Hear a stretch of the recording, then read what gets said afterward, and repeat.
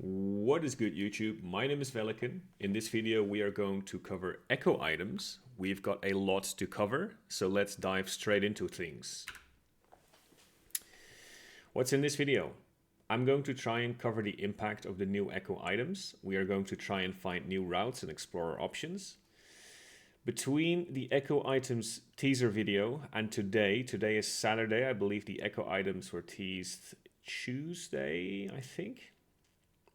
We have received some more information. Golden God has been teased, Arcane Grimoire has been teased, and Grimoire kind of may impact your route a little bit. But I will not be considering these, as we do not know what relics they are competing against.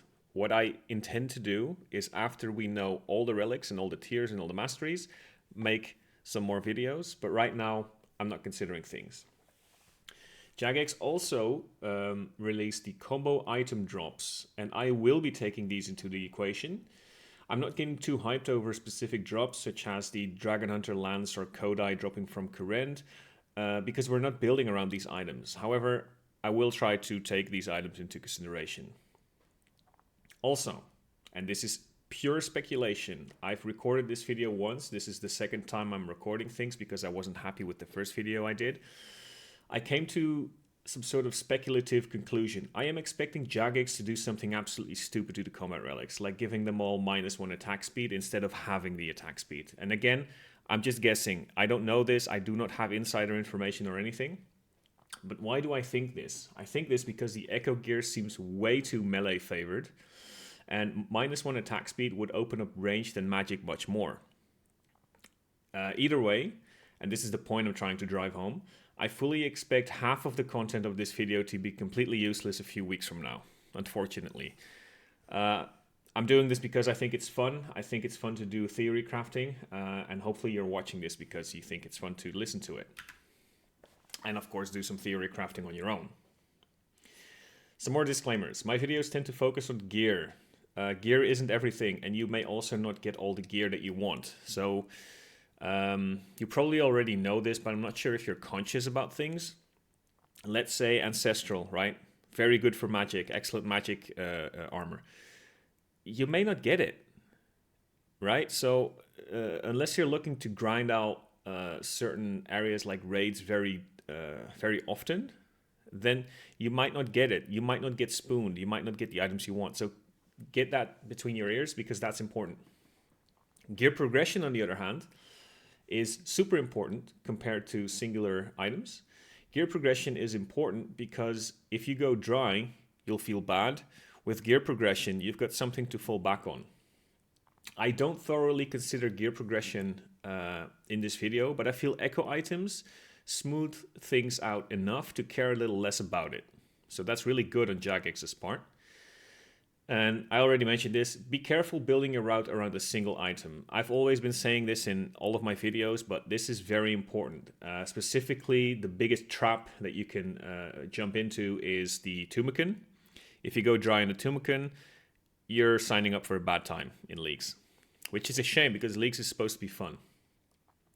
So why do I focus on gear anyway? I think gear provides a good base route.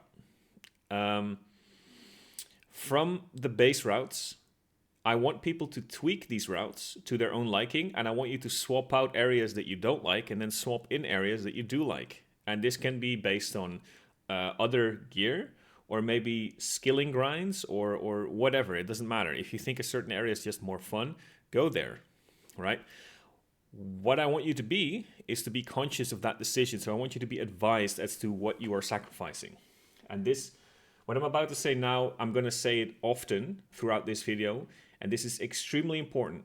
5 or 10% DPS is not going to make or break your league. Unless you really enjoy min-maxing, then more power to you. But if you're just in it for, for the fun, a 10% difference isn't going to change much for you. I'll give you one example. Fremennik is now an excellent area for every attack style. But if you don't want to go there, then don't go there. Let's say you leave 20% DPS on the table, which you won't, especially not if you're a melee user, because the difference isn't that big. But let's say you leave 20% DPS on the table. That would mean the difference between 25 DPS and 30. I don't think that difference is so high that you'll really notice it in game. I mean, you might notice it a little bit, but it doesn't change much. When you're doing 25 DPS in the game, you'll be blasting through anything, you know, anyway. So, like, what's the big deal if you don't go Fremennik, right? Anyway, last disclaimer. I use Gearscape.net for my DPS calcs. If Gearscape.net is wrong, then I am wrong. I've seen so many people on the Discord with different DPS numbers. I also want to advise people to not focus on the DPS number itself. So some people are getting like 15 DPS. Me, myself, I'm often somewhere around 25 DPS with most of the items and the item builds. And the number itself is not that important. What I want to explain throughout this video is how it compares to other item sets, right? Other weapons. So I'm comparing DPS often. I'm not focusing on the number itself. The difference will roughly stay the same regardless of which prayers or potions I've ticked on Gearscape. So let's say you have Piety available instead of the 15% prayers. Your numbers will be different. They will be a little bit higher. But percentage-wise, the difference between the item sets will roughly be the same. I realize this isn't exactly the case, but if you really want to get minute about things, you should really go calculate things yourself. I don't want to take responsibility, and I also don't want to provide like an exhaustive list of every single option with every single different item. And yeah, if you go Fremennik and not Fremennik, and if you take a Fury or no Fury, and if you use a normal attack potion instead of a super combat, everything's different. Focus on the difference, the delta, and I'll be showing you this. So if this doesn't make sense, bear with me for a second.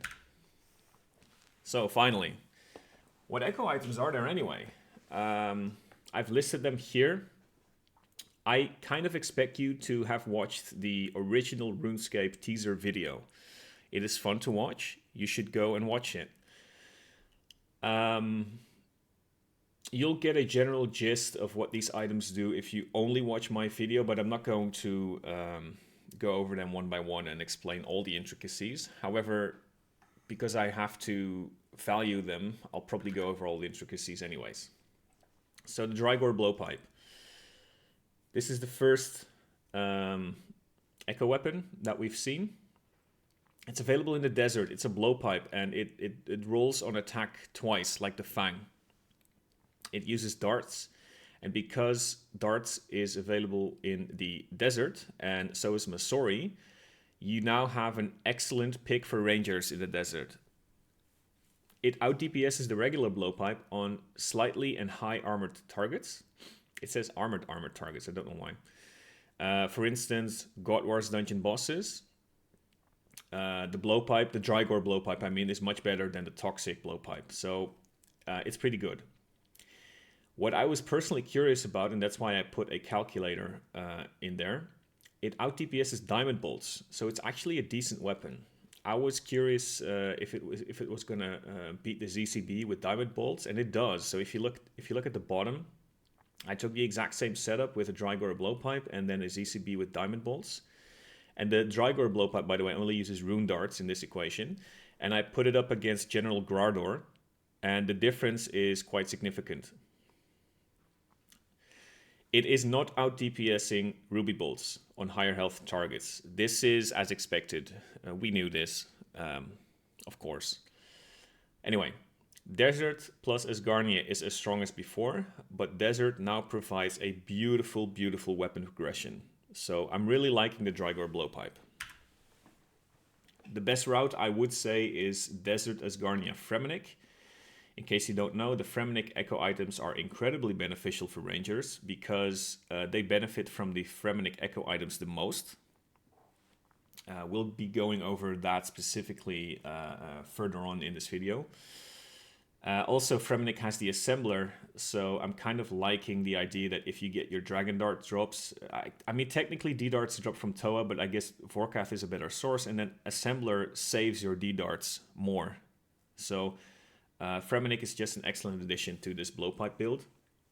Asgarnia is only really in there for ZCB, and ZCB specking is stupid. It's just disgusting. It's the highest DPS in leagues. It was the highest DPS in leagues 4, and it will probably be the highest DPS in Leagues 5, obviously depending on the relics that we get. In case you want to look for Dragon Dart sources, the Dragon Darts themselves only drop from imps. There will be more imps available in Leagues 5, I'm pretty sure, but tips is what you will be looking for, and there are some sources there, but you have to be careful. Dragon Darts are obviously very strong, but I guess Fremennik is just the way to play. Anyway, CCB. Also, don't forget, by the way, Asgarnia has Amethyst, so it's a little bit better than Runite Darts. CCB. CCB is disgusting DPS on high HP targets. If you don't know, the ZCB spec forces a bolt proc. With Ruby bolts, this is stupid. Stupid. If we get Weapon Master, you can basically keep specking, so you can force specs. In raids, this thing doesn't just pull ahead compared to other weapons, it leaves everything else behind in the dust. It's a rocket ship when it comes to DPS. If you do not know what I'm talking about, take a look at the pictures. So we've got a Drygore Blowpipe against a 400 Invocation Zabak. 24 DPS, very good. Then we have the Ruby Bolt procking with the ZCB. If you would be able to continuously keep specking, you are doing 91.8 DPS. Yeah. That is ridiculous. Obviously, this number is going to go down because Zabak's health is going to go down fast. Once it gets under 500, you will not be hitting 110s anymore. So, yeah, you can't keep this up indefinitely, but the DPS is just so much higher. Also, once you get really low, you can just swap out the CCB for a normal weapon, like the Drygore Blowpipe, and you have an excellent specking weapon and then an excellent non-specking weapon, so that's really good. Recapping on the Drygore Blowpipe, it's an excellent weapon. It's also perhaps a decent hybrid weapon for meleeers and mages for Inside Toa, so that's really good. It smoothes gear progression significantly, and it's actually an excellent endgame weapon. So all in all, I'm really liking the Drygore Blowpipe. CCB is obviously the absolute king for raids, so if you want to go chambers and or TOB, the Drygore is not required. CCB is just much better. And here's the thing. No route or content really requires the Drygore Blowpipe, so I don't think it busts any meta. It just reinforces Desert as an already strong pick for Rangers. So the Desert has Masori, it also has the Venator ring, come to think of it, if you really do not want to go Fremennik. So it just reinforces the Desert a little bit. So Drygore is fine, but it's not insane. And then there's one small point I want to make. The regular Blowpipe is still decent on lower armor targets, so if you are picking a non-raiding route, the regular Blowpipe might still be of interest to you. The Dogsword. Main-handing this without specking is okay DPS. So what I did is, if you take a look at the calculator, I put in Bandos with the Nezi Helm, the Fremennik Echo items, and Prims, and the Dogsword, of course, against a Bloodveld 17.6 DPS. Once you start specking, you're sitting at 37, almost 38. And now I'm just stating the obvious. You need to be specking with this weapon. Of course, the Dogsword is a specking weapon. I saw someone say that they wanted to either woof or bark every time you spec. That would be cool. Jagex, please do that. Anyway.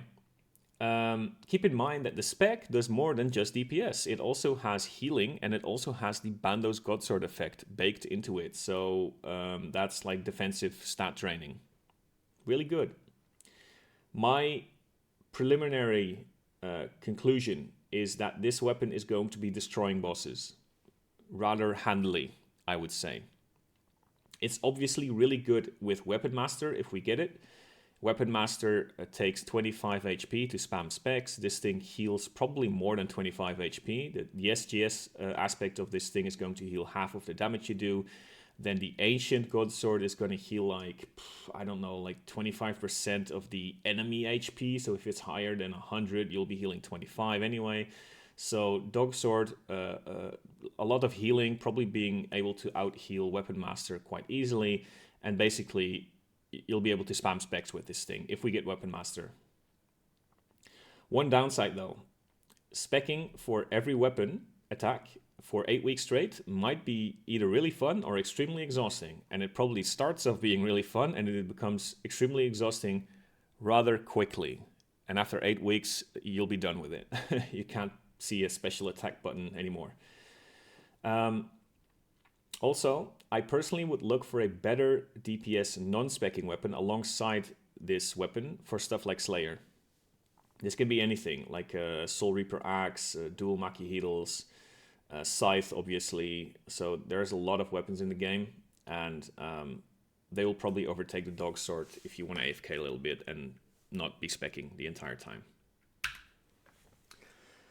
If you want this weapon, and now I'm going to say something that's going to be true for pretty much every melee build in the game, Tyranwin plus Fremennik is always best for DPS, but you can consider dropping either or both. So there's a lot on the screen right now. I want to take you through things. On the left, we have Tyranwin plus Fremennik, which is best in slot. On the middle left, we have Fremennik, but no Tyranwin. So we took Bando's gear and a Nezi helmet. On the middle right, we have Tyranwin and no Fremennik. So we have Crystal Armor with a Fury and no Ring. And on the absolute right, we have no Fremennik and no Tyranwin with Bando's gear and Obi helmet, Fury and no Ring. So between left and right, we have basically Tyranwin plus Fremennik, and on the right, we have no Tyranwin and no Fremennik. Then if we take a look at the DPS, it goes from about 37 to about 31, right? From left to right. That is a whopping 20% difference. That's a lot of damage. That's a lot of difference. But I'm going to go ahead and say that if you are doing 31 DPS in leagues with a sword that continuously heals you and drains the enemy defenses, you'll be fine. Yes, I said it. You'll be fine even if you're leaving 20% DPS on the table. So I really need you to consider if you really want to go Tyranwin and Fremennik, or I mean, if you're chasing or min-maxing, if you're chasing DPS or min-maxing your character, then you probably want to do that. But you can seriously consider dropping either or both, right? Hope that made sense. I'm going to reiterate that argument, that point a little bit more. Let's imagine you don't go as Garnia, Tyranwin, and Fremennik. Let's say you go as Garnia and Varlamore instead. I am a big fan of Varlamore in Leagues 5. So what do you get if you go Varlamore? You get a dual Makihedal and you get to beat the shit out of Slayer mobs. So basically, any mob that has low defenses, the dual Makihedal is going to do a lot of DPS, like a lot. You get to play with the Sunlight Spear alongside the Dogsword. So that's really fun. You can also upgrade into a Soul Reaper Axe for normal mobs, Slayer mobs, because it's a little bit better than a dual Makihedal. You will be receiving the Sunlit Bracers. I mean, you won't be receiving it. You might be able to get it as a drop. And, you know, when I say you will be receiving it, that suggests it's easy to get. The Soul Herited is like the ultimate elite Grandmaster tier Echo boss. So maybe you won't be just quote-unquote receiving it. But my point is this. If you get your hands on the Sunlit Bracers, you get insane healing from the Dogsword. Probably more healing than you need, but still. My point is this. You can literally go anywhere you want, especially if you're a meleeer. It doesn't matter which areas you pick. You can go anywhere you want. So let's recap on the Dogsword a little bit. Whatever happens, I fully expect the Dogsword to destroy bosses. It's going to be good in raids too because of the sustain. It's just an excellent spec weapon. I think it's going to destroy everything in its path when you keep speccing with it. And now I'm stating the obvious. You should view it as a spec weapon. So you kind of need to look for a non-specking weapon when you're not, continuously pressing the special attack button. For instance, when you're doing Slayer and you're watching a little bit of Netflix, I think you might want to look for a higher DPS non-specking weapon. Asgarnia is still a decent area for armor. I'm assuming Nex is easier because of the Dogsword, so Torva is perhaps easier to get. This might be not true if we don't get Banker's Note, but if we do not get Banker's Note, the Dogsword is actually more interesting because it heals a lot. Right now, no route or content really requires the Dogsword because we were able to clear everything solo, I'm pretty sure, in Leagues 4. So I don't think it busts any meta. However, I think clearing a lot of things solo in Leagues 4 heavily dependent on Banker's Note. Specifically Nex and TOB and perhaps Inferno. So if we don't get Banker's Note, the Dogsword will definitely help there.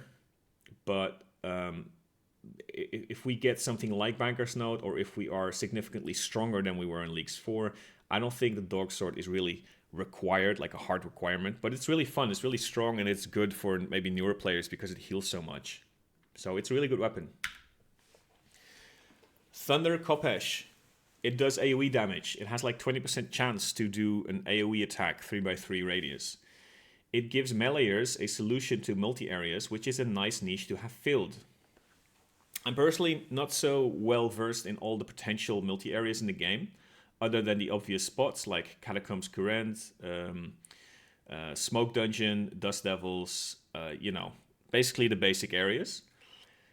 I am 100% sure that halfway throughout the leagues, a video will pop up on Reddit or Twitter with someone absolutely abusing the Khopesh's AoE attack in an area that we all did not anticipate upon, and then basically someone is gonna laugh at us because it's gonna be stupidly broken. Right now I can't gauge the AoE properly. So the Khopesh, it looks really fun for different reasons too as well, but the AoE aspect of this weapon, I can't really gauge it properly. I don't know. If you really want to get into this, you should look for multi-areas somewhere. Probably the Wilderness has plenty. But I'm not really venturing in the Wilderness often in the main game, so I wouldn't be able to tell you. And then the Khopesh will definitely pull ahead, if you can think of certain areas. It also allows for full damage at Corporeal Beasts, so if you are not looking for so you don't have to look for a Hasta or a Halberd. So that's really good. Then I put it in the calculator, and that surprised me. What the hell is this spec damage, bro? So I took Torva, Fremennik, Khopesh, and this thing does 63.7 spec damage? Like, what on earth? That number is so high compared to all the other numbers I've seen. I don't know what to make of this.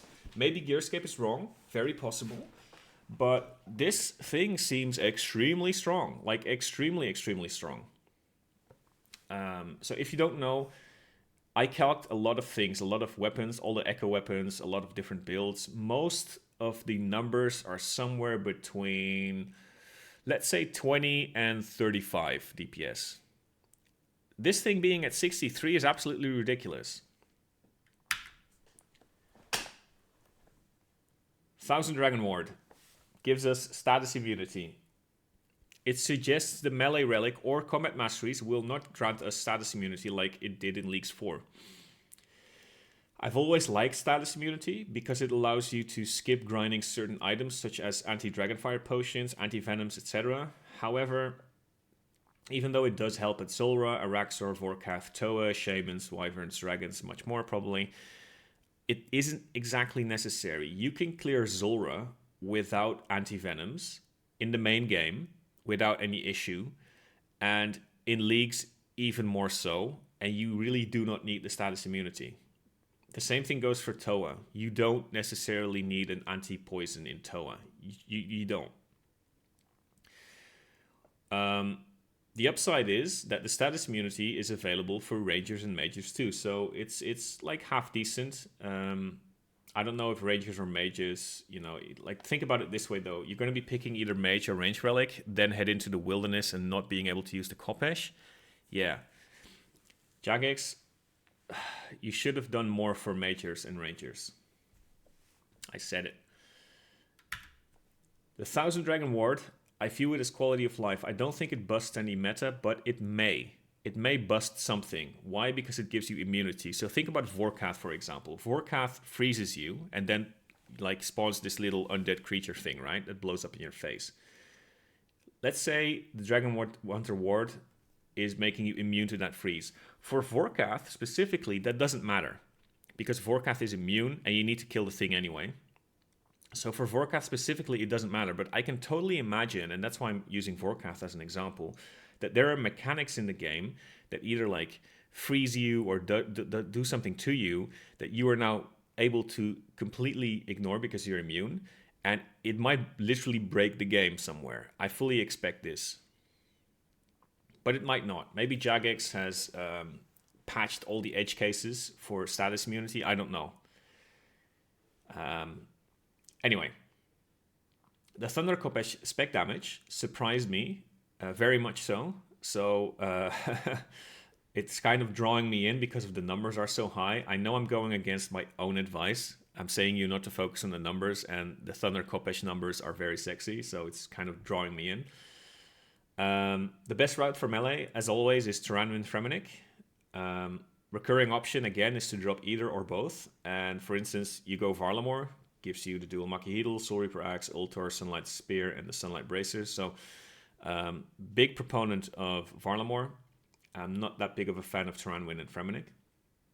Either way, you can literally go everywhere you want, especially if you're a melee user.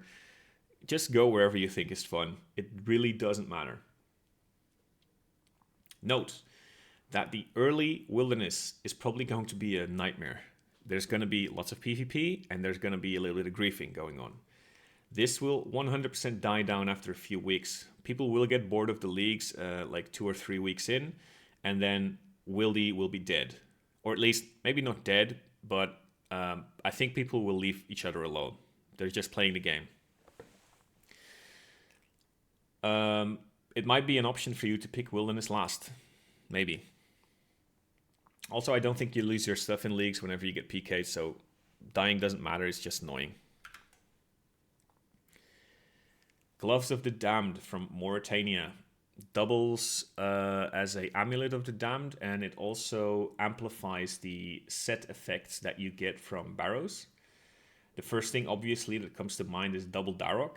This is always insane. If we get Berserker in Leagues 5, this is going to be even more insane. So Double Darok, definitely something to look out for. In the teaser video, Arims gets a 30% extra damage. I think the wording was 50% chance to do 60% more damage, so that evens out to 30% extra damage.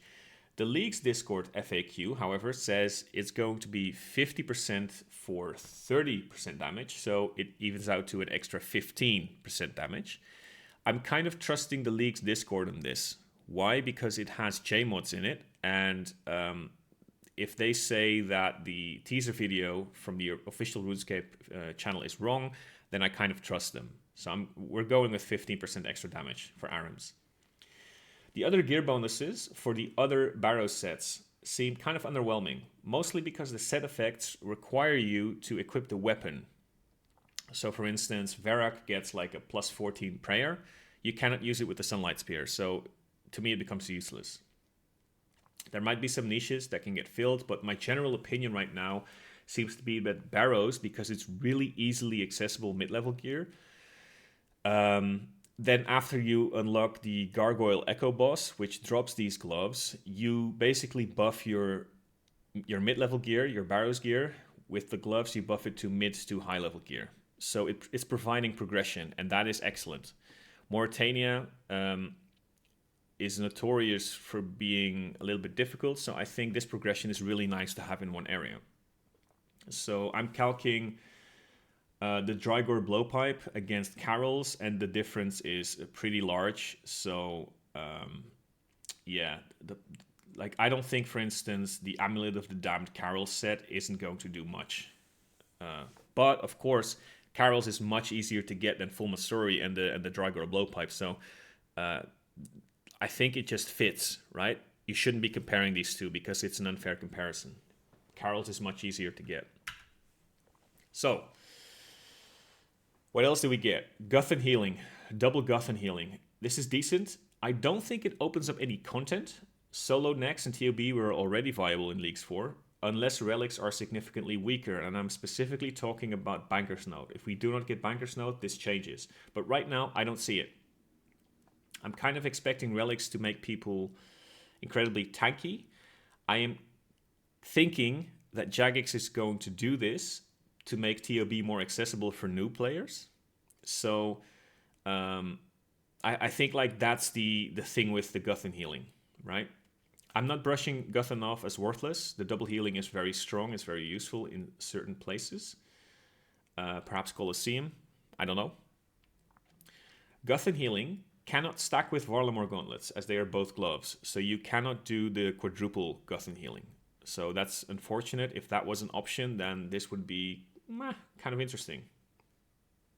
Anyway, Carols and Arims have increased DPS, and Arims specifically is kind of interesting because of surging.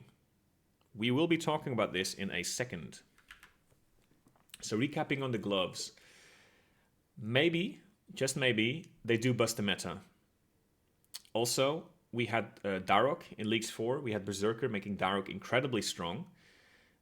Be advised though, a lot of people who did this in Leagues 4, they pretty much all say the same thing. And they say sitting at low HP got old quickly, and it isn't always fun. Because you know, you're threading the line in PVM because you're sitting at low HP. And doing that for 8 weeks is kind of exhausting. But at the same time, you're doing a lot of DPS. So, you know, do whatever you think is good for you. Why do I think it might bust the meta? Because, for instance, if you're not going to be DH bombing, you might become some sort of Darok recoiler.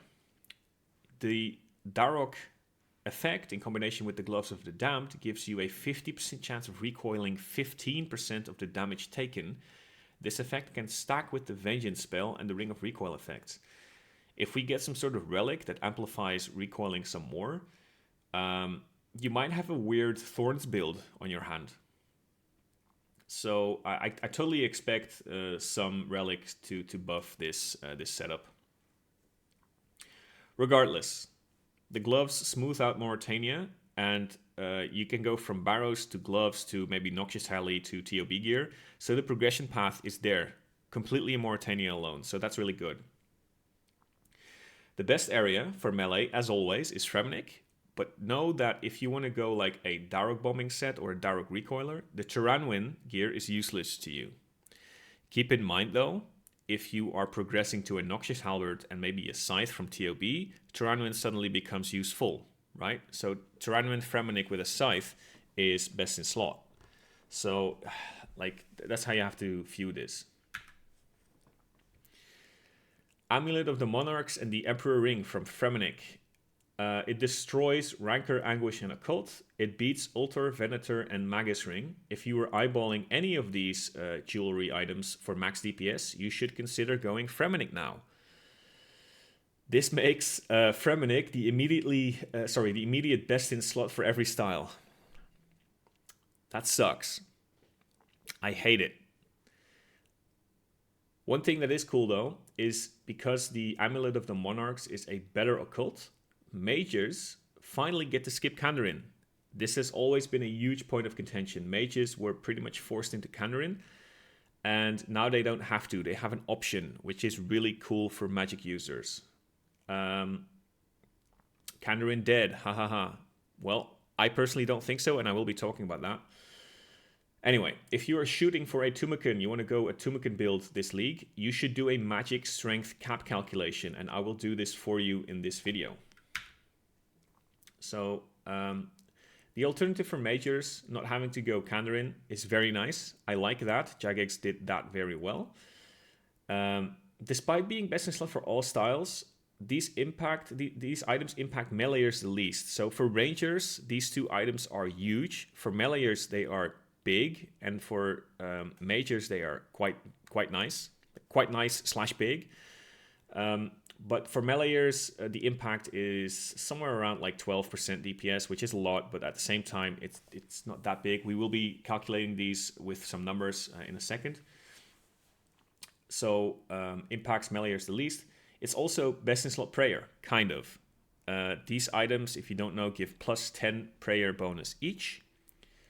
There are better prayer bonus items, such as the Dragon Bone Necklace, but the Dragon Bone Necklace doesn't give you melee offensive stats, and the Amulet of the Monarch does. So if you are thinking about going a Sunlight Spear build from Varlamore, the Dragon Bone Necklace is not more DPS. So I would say that for prayer gear, these two items are practically BIS as well.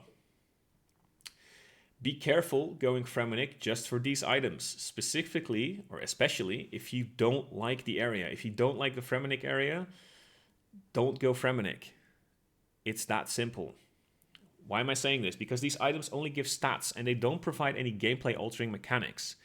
So I'm going to say this multiple times. I have said it before.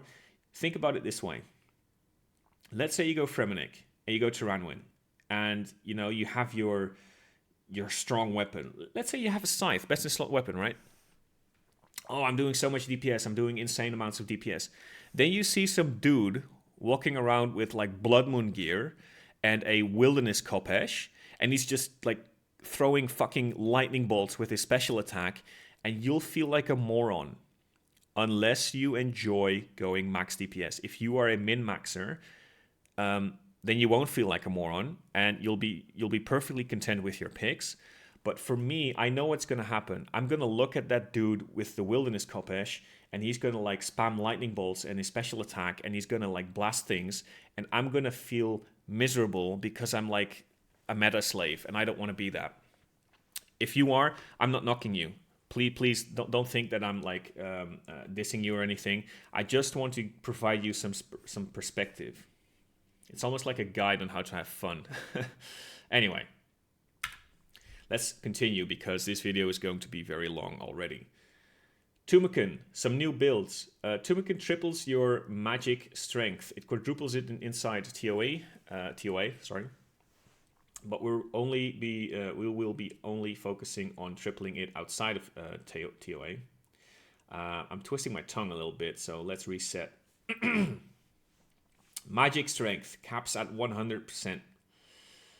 In Leagues 4, Majors got a flat 20%. That wasn't tripled by Tumeken. Everyone now has Mystic Might Prayer available, which is another 2% that isn't tripled. If you don't know, Tumeken only triples gear or stats from gear. This means if you can get a 26% extra magic strength, this will be tripled to 78, and with the extra 22%, you are at max magic strength cap. With Fremennik, you get 15% magic damage. With Kandarin, you get 10% magic damage, but if you go Fremennik and Kandarin, Kandarin only gives you +5 because of the occult being obsolete.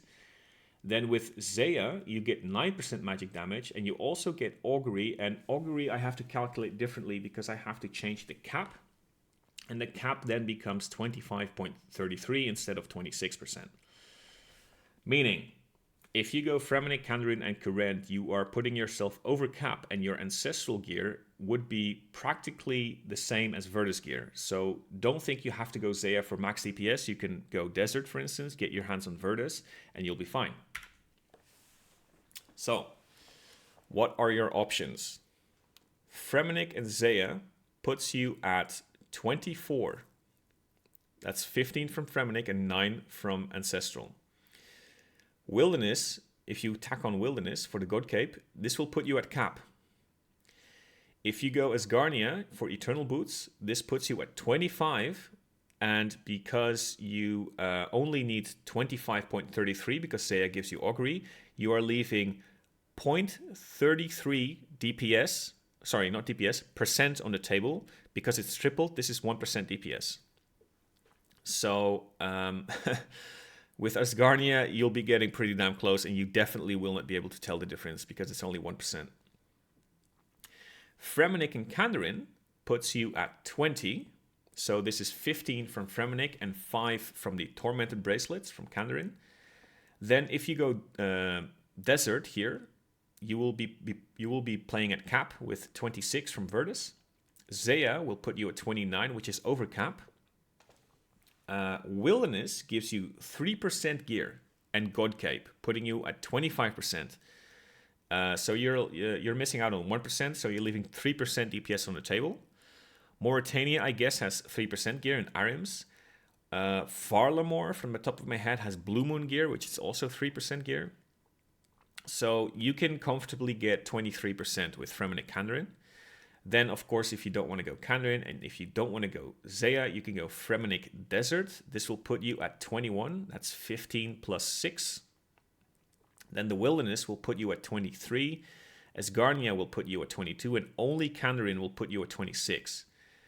Keep in mind that magic strength damage is tripled by the staff. So changing areas and leaving like 3% magic strength on the table means 9% damage. That said, I would not be bothered leaving 10 or even 20% damage on the table if that means I get to pick an area that I like better. I cannot overstate this. This is so important. If you don't like Kandarin for the 5%, don't go there. If you don't like Wilderness for the 2%, don't go there, right? So, let's continue. The Devil's Element. This item basically enables surge builds. It gives us 6% magic strength, but it's not usable with the Tumeken, so get that out of your head if you were thinking about that. Surge builds calced relatively low compared to Tumeken, unless you had mobs that had 100% elemental vulnerability, or weaknesses I think it's called. A lot of mobs have 50%, so surges are now on par with the Tumeken. However, mobs that do not have elemental weaknesses leave you shit out of luck. So, let's grab some numbers. There's a lot on the screen.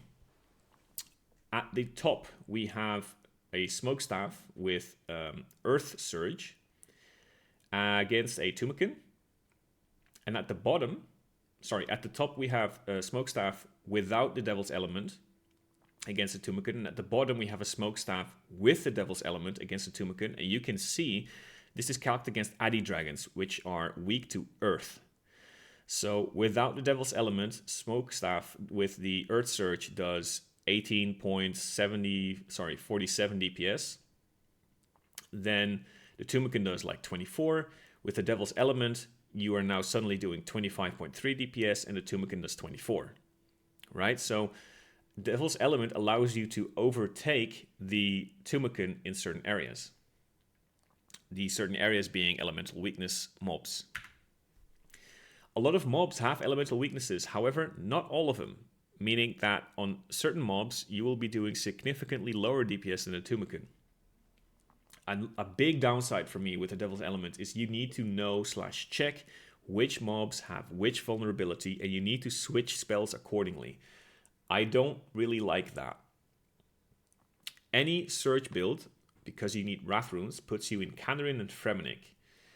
So the insane stat sticks are already yours. Even if Jagex would say, okay, Wrath Runes are now available in Kandarin only, like Fremennik is so strong, you want the stat stick anyway, right? But right now you need Fremennik and Kandarin both, so it doesn't really matter. This item destroys the need for a Tome of Fire, Earth or Water. In my previous video, I told people to go like Karen for the Tome of Fire or Varlamore for Earth, Desert for Water. But because the Devil's Element is an offhand weapon, it basically makes the Tome obsolete, so it's giving you a free pick to go anywhere, right? Because your magic strength is not tripled, I would not value magic strength as highly.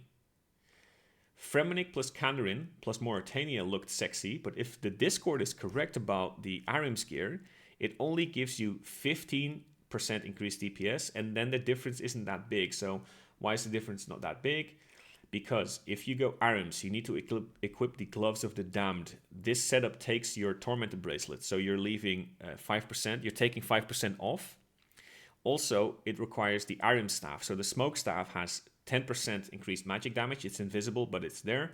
Iron Staff only has 5, so you're taking away the gloves and the Smoke Staff, which is a combined minus 10%. So the 15% extra DPS is only 5% extra DPS if you go Arims. Nightmare staves give 15% magic strength, and you get to re-equip your Tormented. So this is actually some nice progression. Also, TOB gives Tumeken. right? So there's a big progression there if you go Fremennik, Kandarin, Mauritania. You can drop Mauritania for Current, and then you would be getting Ancestral plus Augury plus Kodai. This is 6 from the Ancestral, assuming, like, Ancestral is 9%, Arams is 3, so I'm calculating 6 for Ancestral. Then Augury is plus 2, so that gives you an immediate plus 8%. Then Current has the Kodai, but Mauritania has a Nightmare Staff, so I'm kind of striking these through. Then you can also consider Desert instead of Mauritania or Current for an extra plus 3% from Verdus. Basically, Mauritania, Current, or Desert all give you Tumeken, so a Devil's Element build actually gives you an excellent magic progression before Tumeken. So, if you don't know, Kandarin, Mystics, Trident, probably even the Warped Scepter, I think. If you go Desert or if you have the Grimoire, you get Ancients. Then, because you are in Kandarin, you get the Devil's Element, so Surging now becomes online. Then from there, you can grind out Verdus or Ancestral, and ultimately, you'll be able to pull a Tumeken. So the magic progression in this route is excellent. It is superb. And I think one of the big pitfalls for magic users is only focusing on a Tumeken. If you don't get yourself a Tumeken and you go dry, you're having a horrible time in leagues. The Devil's Element smooths that out perfectly. So I'm actually liking Kandarin. Also, please know, and I don't know the specifics, but I've seen this in the FAQ on the League's Discord, the super grindy tasks that were in Kandarin in Leagues 4, such as Apertol Labs and hunting chompies, those apparently have been nerfed significantly. So Kandarin is supposed to get either easier or different Grandmaster tasks. So Kandarin is not that bad of an area anymore. If you think Kandarin is boring, of course, you might not want to take this route, but like, be advised, basically. Crystal Blessing. Boy. The big thing that I like about the Blessing is it lets you skip the gauntlet preps. This mitigates the shit drop rate enhanced weapon seed may still have even after the 5x drop rate. I think, and this is from the top of my head, the enhanced weapon seed was like 1 in 80 in leagues. I'm not sure, actually. Maybe it's 1 in 40. It doesn't really matter. Let's say you go 80 dry on CG in leagues, temporary game mode. Yeah, not that fun. If you get your hands on the Echo Hunlev, I think it's called, you can skip the gauntlet prep so you can grind it out faster. So that's really good. Then the big thing why people like the Crystal Blessing is actually not the skipping of the gauntlet preps. It is that the Crystal Armor passives now work on every melee weapon. This significantly buffs the melee weapon, and it beats Torva, Inquisitor, etc. Basically, it's now best in slot melee armor. Right? So Crystal is the new BIS melee armor in leagues. I personally think that this 15% extra damage is lame. I don't like it. Tyrannuin used to be horrible for melee because of Zulrah. Tyrannuin plus Fremennik is now highest DPS for pretty much every melee build. I don't like Tyrannuin because the 15% extra damage, it's just like percentage. I've talked about this before in this video, so I'm not gonna really drill this argument, but flat damage increases I just don't like. The Crystal Blessing makes Crystal Armor BIS melee armor, and it might change your route. If you're chasing max DPS, it's going to change your route. Basically, what you can do now is you take any of my previous melee routes, or any melee route that you came up with, and you use Tyrannuin as your armor area. In case you're thinking, oh, I might go Torva instead, Torva doesn't even come close. So I've calced Tyrannuin actually with Fremennik and a Scythe against Torva and Fremennik and a Scythe. And the difference is pretty big. It's 31.7 against 28.6. That is significant. That's like 12%, I think. I'm doing this from the top of my head. 12% is not a game breaker again, but you know, it's pretty big if you're min-maxing. So how do I view the Crystal Blessing? I created a flowchart with my favorite AI. ChatGPT created a flowchart. This is how I view it. Do you want DPS? If the answer is yes, go Taranwin. If the answer is no, not necessarily, then ask yourself, do you want to have fun? The answer is of course yes. Take a good look at Taranwin and its tasks, and then decide if you like the area. Do you like the area? If the answer is yes, go Taranwin. If the answer is no, then don't go Taranwin. It's not too difficult. Zeya with the Nature's Reprisal. It's a salamander on crack. And the biggest thing this thing has is a 7-tile ranged melee. Wait, what did he just say? Yes, a 7-tile melee range. Melee attack. This opens up certain content, specifically melee Olm and melee Zuck, probably. It has a bunch of other potential too with, for instance, melee Kriara or melee Zulrah or perhaps even melee Kraken. However, some bosses like Zulrah, I know Zulrah for a fact is melee immune. It is unconfirmed if the reprisal works on these bosses. So this has been a discussion point on the leagues. No JMod has given a definitive answer just yet, but we don't know if this thing is going to work on Zulrah, Kree, Kraken, whatever. Apparently, Vespula, and this is important because this thing drops in Zeya and Chambers is in Zeya. Apparently Vespula, I'm going to have to drink some water. Apparently Vespula needs 8 tiles instead of 7, and this thing has a 7-tile range. I don't know the exact specifics. What I'm guessing is that with relics, it's probably doable anyway, but if you like to solo Chambers, apparently Vespula requires 8 tiles. Let me drink some water. I'm doing this in one go so I don't have to render this video. Sorry about that. This is an easy tribrid weapon regardless, so it's great for solo raids anyway. Also, it's probably good in Toa and whatever. We all remember Leagues for Toa. Most of us do. It kind of sucked. However, it is not necessary. You can do Toa as a melee user with a magic shortbow and ancients. You'll be fine in Toa. Even like 600 invo Toa, if you know what you're doing, you'll be fine. But this thing just makes things a little bit nicer. For non-melayers, it's going to get outclassed fast. The DPS doesn't seem too great, so it's the 7-tile melee range you're looking to abuse. I did incorporate some images. The Nature's Reprisal against Verzik Vitur. This is the melee attack style. It does 18.8 damage, sorry, DPS.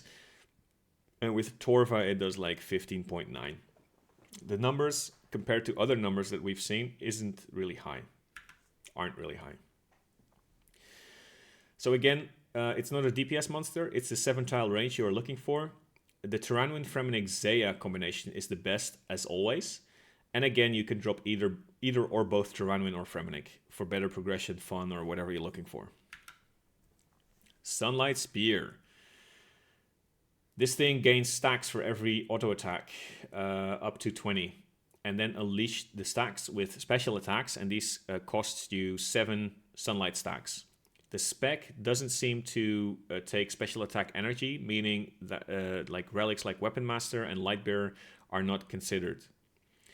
The special damage is increased by 3% per prayer point, and this is pretty damn big, and the spec is significantly hurt by not going Fremennik. So in the pictures, I take the Sunfire Fanatic set with the Soul Cape with the Fremennik gear. Also, it has Holy Sandals. You can get Ariana boots, or not Ariana boots, Echo boots, which have +4 instead of +3, so it's slightly off, but it doesn't matter for the point I'm trying to make. 41.4 spec damage against 27.4 spec damage by just swapping out the Fremennik gear for a Holy Blessing and a Ring of the Gods imbued. That is huge.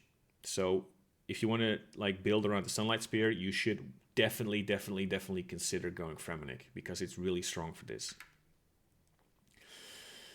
The non-spec DPS is relatively low, so if you aren't speccing, you're not doing that much DPS. But that's because you're stacking prayer bonus over strength. I didn't fully catch if the Arcane Grimoire gives us access to Ruinous Powers or the Zaros prayers or whatever they're called. This set might be able to mitigate heavy drain rate on the Decimate prayer pretty well. This is also true for Piety. So it's because we have so much prayer bonus, this set, this build is going to be able to last very long with these prayers. That might be a little bit of a non-issue in case you want to go like draining strikes, but who knows, right? So it's something to keep in the back of your mind. Right now it seems like this weapon doesn't drain weapon spec, but only uses the stacks that you build. So this allows you to spec with other weapons, specifically the Dogsword, for instance, for sustain. I'm kind of liking that idea myself. And also, if you go Dogsword, because you're in Varlamore, this also heals double with the Sunlit Bracers. The Dogsword definitely doesn't need the Sunlit Bracers, but it's something that you can do, I guess. The spec is also a 3x3 AoE. I'm not sure where this is going to be useful, but I know one thing for an absolute fact, and this is that it's going to be an absolute meme at Soul Wars.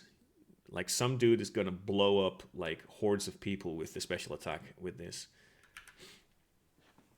The key takeaways. Not stacking prayer hurts this spec significantly, so do not go Torva with this. Fremennik Echo Gear is best in slot. Dragonbone Necklace is technically more prayer, but it's not better DPS. Sunfire drops from Varlamore, which is your best in slot for this build, so your full biz drops from one area. Sadly, Tyranwind Gear is actually similar spec DPS and better non-spec DPS for this weapon. I think that sucks so much. Jagex, what are you doing? If you didn't fully catch what I just said, if you are just auto-attacking, Tyranwind does more damage. If you're speccing, Tyranwind does equal damage than best in slot prayer gear. So I'm not really liking that, but you know, what can I do? This weapon builds 1 stack per attack and consumes 7 per special, meaning you aren't specking often. You can only spec back-to-back once. So you cap out at 20 stacks, so you can spec twice, attack once, spec again. Then you are at 0 stacks, and now you have to attack 7 times before you can spec again. Don't forget, this thing drops from a supposedly Ultra Grandmaster Elite tier boss, so it might be a little bit difficult to obtain. I don't think it will be impossible if you are like half competent at the game, but I might be sorely mistaken. Who knows? That's gotta be fun, but it's gonna suck if you find yourself not being able to do the Echo Soul Heredit and not being able to get your hands on the Echo items. That would suck. But I think it's gonna be easy enough to the point where you can just learn the boss and you'll be fine. Sunfire build DPS comparison. On the left, Tyranwind with Fremennik. In the middle, we have Sunfire with Fremennik. And on the right, we have Torva with Fremennik. If you are not specking, on the bottom left, 24.3 with Tyranwind against 21.5 with the Sunfire against 23.3 with the Torva. If you are specking, 57.4 with Tyranwind, which is really good. If you are specking with the Sunfire, you do 57.24, which is almost the same. And then for Torva, you're suddenly doing 47 DPS, 47.4. That's a big difference. So if you are thinking, well, I'm going to snack strength gear, don't. But who am I to tell you what to do, right? Sunlight Bracers. I think they're actually called Sunlit Bracers. They double healing. They also come from Varlamore. If you eat a shark and a Karamwam, you are healing 76 HP. If you have these bracers equipped. It's okay, but I don't see the use case right now. Perhaps it opens up some noob or ultra AFK metas, which is good. If you want to shut your brain off and don't think for 8 weeks, you can use Butt Barrage. That's really good. These cannot go together with the Gloves of the Damned. I already said this, from Mauritania, so you cannot get quadruple Guthan's healing. It doesn't give bonus prayer, so for the absolute Sunlight Spear best in slot, you should go Zaya for the Fremennik. Sorry, what am I saying? For the Ferocious Gloves. So for the absolute utmost DPS with the Sunlight Spear, you should tack on Zaya. But I wouldn't do this, but you know, min-maxing and all. If we get Weapon Master, and the Weapon Master relic drains 25 HP, then the gloves perhaps become more interesting. Personally, I'm thinking of playing around with a Blood Fury and these bracers so I can spec more often. I'm not saying it's going to be great, but I'm just thinking about things right now. So the possibility of Weapon Master. There are some healing specs in the game, such as Blowpipe. Continuously speccing with the Blowpipe ups your DPS with the Blowpipe significantly by like 50%. But you only heal like half of the damage you do, and the max hit isn't very high, so a couple of bad hits and you drain yourself in like 4 ticks, you drain yourself down to 0 HP. So that's a possibility, be careful with it. Also, for the Blowpipe specifically, it doesn't perform too well on high armor targets. The big one here is the Dogsword for infinite specs, but I don't think the Dogsword requires the Sunlit Bracers, as it heals a lot already, so it might be a little bit overkill. Either way, going Varlamore and Asgardian is still a good route, so it doesn't really matter. You could try using a good spec weapon, such as the ZCB Claws, Gmaul, Voidwaker, Webweaver, whatever, and then switch to the gloves and spec back up for health. But I'm sure that's going to get old quick. So it is a strat, but doing that for 8 weeks might exhaust you a little bit. Word of advice. Quote, Fremennik is a must pick for all styles. And the other quote I've seen, I don't want to go Fremennik. Fuck you, Jagex. Anyway, yes, the Emperor Ring and the Amulet of the Monarchs are extremely strong. They are very, very strong. But at the same time, if you don't want to go somewhere, then don't. We've talked about how much DPS you're leaving on the table, but mainly for melee. For Rangers, it's a little bit different. For Rangers, the impact of not going Fremennik is much higher than for melees, and the impact I've calced a couple of different item sets. I've calced it around 30%, and I haven't calced all the weapons and all the mobs, but it's obvious the difference is greater for Rangers because ranged strength isn't as readily available. So I'll go back one sheet. This thing has 15%, sorry, not percent, 15 range strength. The ring has, and the amulet has another 15, so that's 30 range strength. That's a lot because not a lot of gear in this game gives you range strength. So these things are horribly overtuned for Rangers. Basically, this thing is much, much stronger for Rangers than anything else that you can get in the game. So if you're thinking, well, maybe I'm dropping the Emperor Ring for a Venator Ring, it's not the same. It is definitely not the same. I think that's quite sad, but other than that, Fremennik is just a good area for Rangers anyway, especially if you go any sort of Blowpipe, because it opens up Dragon Darts much more easily, and then you save more Dragon Darts because of the Assembler. So generally, I would say Fremennik is just a good addition anyway, so, well, there you go. We've already talked about this, but I want to reiterate quickly. For melees, the difference is about 13%. I used the Fang this time. Top left, Taranwin. Top right, Torva, doing, without Fremennik, by the way, both, doing 21 and 20.1 DPS. So the difference between Taranwin and Torva is not that big. Then on the bottom left, we do the same thing, but now with Fremennik jewelry. We do 22.9 DPS. And on the bottom right, we don't have Taranwin or Fremennik. And the difference is about 10 to 12%. Actually, it's 13. It says so on the sheet. What am I? I'm looking at the numbers, trying to calculate from the top of my head. It's about 13%. So it's not that big. It's big, but not that big. I heard that before somewhere. I don't know where. Anyway, I strongly advise you to prioritize fun over DPS. I've said this before and I'll say it again. I strongly advise you to look at gear progression over going a singular item. I'm looking at you, Tumeken goers. The Echo Weapons, with the Echo Weapons, this pitfall is largely mitigated, so that's really good on Jagex's part. Look at the areas and the content you can do in them. This is so important. This is so important. I have this problem. I'm telling myself, oh, I want to go Karen for whatever reason, and then figure out that all of the GM tasks involve speedrunning chambers, for instance, and I just can't do that because I'm bad. Anyway, I would even advise you to focus on solving your skilling grind. Then I would advise you to be looking at PVM and the gear it drops. So especially if you want to play for points, skilling needs to be solved, and then PVM is just the addition. This video twists that around, so yeah, well, I think I made my point. I don't need to drive this home any further. With the addition of Echo Weapons, there are hardly any wrong combinations. This is primarily true for melee users. For rangers, it's a little bit more tricky, and for mages too, but for melee users, you literally can't go wrong. There's one huge pitfall if you are new. A big, big, big pitfall.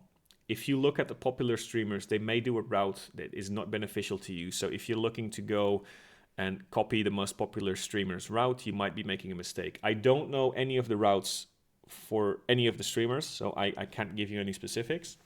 But what's usually happening is that they have a bunch of friends ready to raid early with. You may not. And they are usually skilled enough to do certain content, and you might not be. So there might be a pitfall there. So you have to come up with your own stuff. My route. This is the last two sheets are going to be talking about my route. So if you want to click away, thank you for watching, but it's not that interesting anymore. My personal route, I feel like Echo Gear gives melees the most options. Ranged gear, specifically weapons, of course, are very limited still. With or without bolt procs, I'm not really liking the ranged weapon options. Unless there's a combat mastery that throws us a curveball, and I've been fantasizing about this. It's like buffing the tonal sticks, for instance, with like negative flat armor that the Naguas have in the main game. Or maybe buffing the ballistas somehow. If they don't do that, I'm not going ranged. I can't be asked going desert, and I definitely can't be asked going ZCB. So I will not be going ranged, most likely. Magic seems nice, because they now get some options other than Kandarin. And I kind of like Fremennik, so it's a possibility. I'm not a big fan of Magic to begin with, and especially not the Tumeken. And if I go dry in the Tumeken, I'll be making the same mistake I made last year, so I don't want to do that. If I do that, I feel like such a donkey, so let's not do that. Surging is a viable alternative, but I doubt I want to look up every mob's elemental weakness for 8 weeks, so I don't know about surging. That said, Fremennik, Kandarin, and a raid area is such an excellent progression path that even going dry in Tumeken is not that big of a deal, so magic is still an option. And yes, that puts us in Kandarin, but whatever. I am considering dodging raids, because I did not like Toa last leagues. Chamber seems a lot better with the nature of Reprisal. The only problem is I may lock myself out of a bunch of GM tasks, as I'm no good at calcs. I'm very bad at Chambers. I'm able to clear it in the main game, but that's about it. So I think I'm going to dodge raids. Also, I'm a snowflake, and if Fremennik and Tyranwin are now best in slot, I don't want to go there anymore. I am one of those. Yep. Sorry, not sorry. Basically, if I'm going melee and the chance is like 95%, I'm not going desert or Tyranwin. I want to avoid doing Toa like the plague. I'm not a fan of the desert anyway. Specifically, Tyranwin can suck my nuts. I don't like it. Also, I'm not grinding out a cool weapon like a Dogsword or whatever, not being able to use it in a gauntlet, and then I can get 15% extra damage that I won't probably even notice. Yeah, no Tyranwin for me. Fremennik is a little bit of a toss-up. I like the area. The echo items are really good, but there's just stats and they don't change your game like a weapon would. But Fremennik is still an option. I'm kind of eyeballing the Thunder Khopesh and or the Sunlight Spear. Depending on the potential Weapon Master relic that we may or may not get, I'm considering creating some sort of build that has the Khopesh in it, a form of healing, perhaps the Blood Fury, and then the Sunlit Bracers. This would mean Wilderness, Varlamore, Mauritania. Yes, this puts me in top, but soloing top, never done that before. It might be fun. I don't know. Might be a mistake too. Anyway, a different flavor to this would be going Lightbearer and dropping the Blood Fury plus Bracer strategy, but that puts me in Desert and puts me in Toa. I don't want that. Alternatively, I go all in on the Sunlight Spear and I go Varlamore, Fremennik, and Wilderness. Fremennik is just too strong for the Sunlight Spear, and I tack on Wilderness just because I want the Khopesh. One last option is the Wilderness plus Asgarnia plus Varlamore. I am specifically liking the idea of going Asgarnia Varlamore. Varlamore is just insanely strong to me because you get Blood Moon gear, dual Makahedals, very strong. Ultimately a Soul Reaper axe if you're willing to grind that out. And then Dogsword, especially if you get the Weapon Master specs, it's going to be very, very strong. It's going to destroy every boss, including for Dorfis. And then Wilderness, of course, for the Khopesh. Wilderness plus Weapon Master, also going to be speccing people a lot. I'm liking that idea. And I think Wilderness Asgarnia Varlamore is going to be my route. And of course, between now and 2 weeks, before Leagues comes out, Jagex is going to tease something that completely destroys not only everything I said in this video, but also my personal route. So yeah. Anyway, it's been 1 hour and I'm 10 seconds shy of 10 minutes. So that's 70 minutes. That's a lot. If you've sat through the entire thing, thank you. Thank you so much. I like doing these videos. So I hope you do too. I hope you enjoy watching them. I hope I've given you some information to play with. And I'm definitely going to make some more videos, but I'd like to wait and not speculate too much. So I'm not going to be like most other YouTubers where one relic gets released and I'm going to be like, wow, this is a new relic, and like try to milk that. No offense to any other YouTubers, by the way. But that's not really my style. So let's see what Jagex comes up with, and then stay tuned for perhaps the next video. Thank you for watching, and bye-bye.